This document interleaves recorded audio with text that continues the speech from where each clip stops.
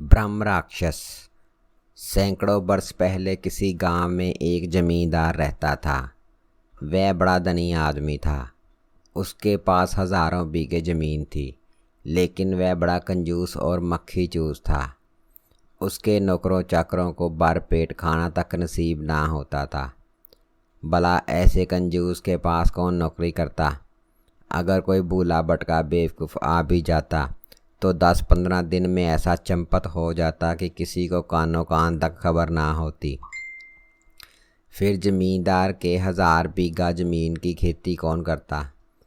यूँ उसके पास हज़ारों बीघों ज़मीन में घास फूस उग आई और उसके गांव के गाय बैल उसे मज़े से चरने लगे। संयोग से एक दिन एक साधु उस जमींदार के घर आया। जमींदार ने उस साधु से अपना दुखड़ा रोकर कह सुनाया। सुनकर साधु को उस पर दया आई और उसने जमींदार को एक मंत्र बता दिया। साधु के चले जाने के बाद जमींदार ने एक आसन पर बैठकर उस मंत्र का जाप किया। पलक मारते ही उसके सामने एक राक्षस आ खड़ा हुआ और कहने लगा, बोलो क्या चाहते हो। जमींदार पहले तो डर गया, पर किसी तरह बोला, अच्छा क्या तुम मेरा कुछ काम कर दोगे।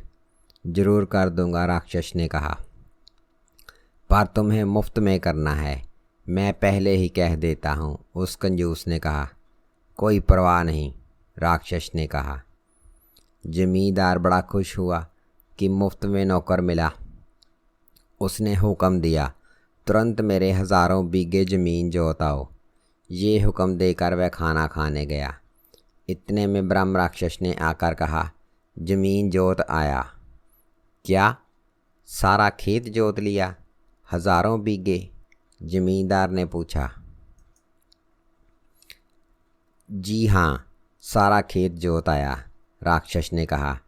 जमींदार मन ही मन डर गया, पर मुंह पर बनावटी गुस्सा लाकर बोला, तुमने खेत जोतने में इतनी देर क्यों लगाई? माफ़ कीजिए, आगे से ऐसा नहीं होगा, राक्षस ने कहा। अच्छा जाओ, जल्दी से खेत सींच कर निरा देना, जमींदार ने कहा। जमींदार खाना खाने के लिए आसन पर बैठा ही था कि इतने में राक्षस लौट आया और बोला, सिंचाई निराई हो गई, अब बोलिए मैं क्या करूं। नहीं नहीं, एक बार निराने से कुछ ना होगा। बस इतनी काली चिकनी मिट्टी को 3 बार निराई करना पड़ता है, जमींदार ने कहा। जमींदार का बोलना अभी पूरा भी नहीं हुआ कि राक्षस गया और लौटकर फिर आ गया और बोला, तुमने जो कहा था सो पूरा हो गया, बोलो अब क्या करूं। जमींदार ने घबराते हुए जल्दी जल्दी कहा, जाओ सारे खेत को पानी लगा दो। मैं अभी आकर देखता हूं कि तुम सचमुच काम कर रहे हो या सिर्फ बातें ही बना रहे हो। जमींदार खाना खाकर कुल्ला कर ही रहा था कि राक्षस लौट आया और बोला, मैंने अपना काम ख़त्म कर दिया, अब क्या करूं। जमींदार ने कहा, चलो मैं भी तुम्हारे साथ चलता हूं। ये कहकर जमींदार उसके साथ चला। जाकर देखा तो सारा खेत बोया हुआ था। अब उसका दिल और ज़ोर से धड़कने लगा और हाथ पैर मारने लगा। उसे ना सूझा कि ऐसे नौकर को क्या काम दिया जाए। उसने सिर खुजलाते हुए कहा, अच्छा देखो, सारे खेत में 1-1 बीघे की नई मेड़े बनाकर आना, और देखो मेड़े बनाने में उतनी जल्दी करने की ज़रूरत नहीं। ये कहकर वह बेतहाशा दौड़ता हुआ घर पहुंचा और सीधे रसोई घर में जाकर पत्नी से बोला, बोलो अब क्या किया जाए। साल भर का काम राक्षस ने 1 घंटे में कर दिया। अब मैं उसे कोई काम नहीं दे सकूंगा तो वह मुझे खा जाएगा। वह अभी आता ही होगा, जमींदार ने रुआसा सा होकर बोला।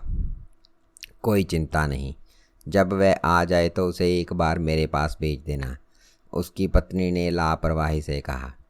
बस 5 मिनट में राक्षस आ गया। जमींदार ने उसे अपनी पत्नी के पास भेज दिया। जमींदार की पत्नी ने पहले तो राक्षस से घर का सारा काम करवा लिया। फिर अपने सिर का एक घुंघराला टेढ़ा बाल उसके हाथ में लेकर कहा, देखो इसकी ऐंठ निकाल कर सीधा करके मेरे पास आना। राक्षस वह केश लेकर सीधा करने के लिए बाड़ी में गया, लेकिन दिन बीतते गए, हफ्ते बीतते गए, तो भी वह केश सीधा ना हुआ। जमींदार जो काम चाहता राक्षस से करवा लेता और फुर्सत के वक्त वह केश राक्षस के हाथ में दे देता। आखिर राक्षस भी उब गया। उस केश को सीधा करने का उपाय ढूंढते हुए गली गली घूमने लगा। एक दिन उसने देखा कि एक लोहार लोहे की एक छड़ आग में गर्म करके हथौड़े से सीधा कर रहा है।